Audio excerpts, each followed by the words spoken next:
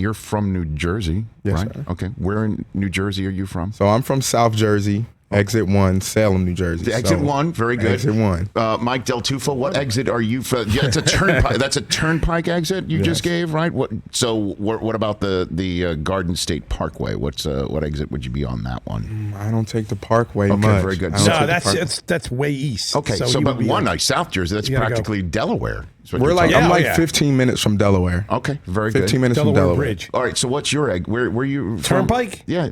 What? 13W. Okay. 13, I believe 13W. Well, I'm from Staten Island. That's 13 as well. Yeah, so. you go the other way. Yeah, right. Yep. Yes, I go into the New York side of things. So what's your town again? What's your hometown? Livingston. Livingston. No, my sister lives in okay. Princeton, so she's down near you. Now, you hear how he sounds. How come you don't sound like that? It's that South Jersey. So a lot of people from it's Philadelphia, that's South Philly area. So I'm like 25 minutes, maybe 30 minutes from Philadelphia. So you have no accent at all, not even a Philly accent.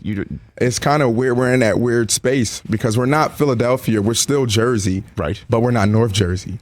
Correct, where you sound like him. Yeah. Okay. So it's weird. And then you're not Delaware. I mean, we're not Delaware. We're not Delaware. Okay. Did you see Not you got the Delaware. hackles up there? So how did you get to Wisconsin? Is it because there's that Ron Dane pipeline or something like that? But also Corey Clement. Okay. Who's from Glassboro. That's right. So I'm like right down the street from him. We're like also 25, 30 minutes from Glassboro. Okay. So me being in 8th grade, seeing him terrorize South Jersey, then having success at the University of Wisconsin, and then ultimately me getting that opportunity, that offer, doing my own research, finding out it was a top 20 academic institution because I always loved learning. So I always wanted to push myself off of the field, but then I also was able to push myself on the field against top players in the country. So that was kind of a deal breaker.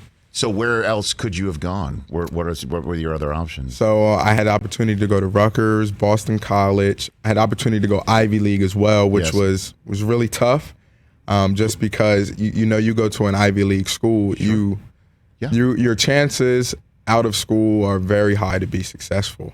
And like I said, I was always in tune. I loved learning, so being able to push myself off the field, that was almost a no-brainer. But felt like the University of Wisconsin gave me both options. Once I, sat down for those 2-3 days and did a ton of research and saw it was the top 20 academic institution, I thought that's what I need there. I'm trying to retroactively get you out of the Big Ten.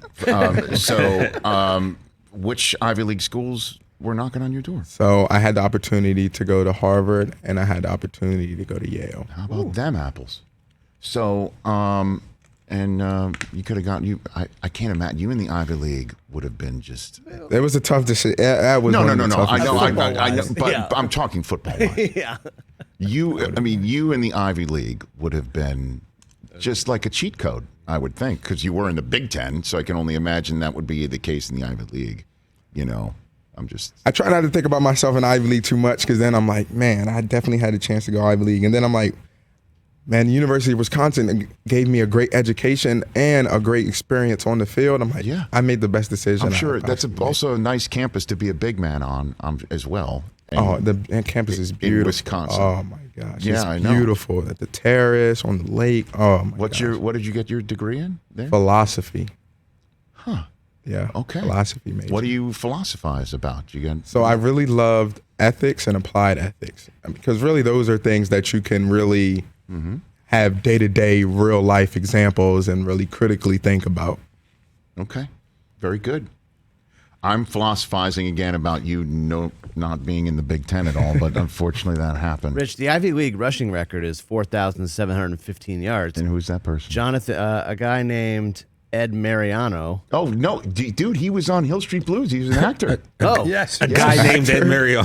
There you go. Ed Mariano. Jonathan rushed for 6,174 yards in Wisconsin. It would have been, instead it was Michigan Blues, I mean, that was unfortunately for me. Untouchable record. I know, very good. Yes. Hey, you watched all the way to the end. Thanks for that. Watch more right here.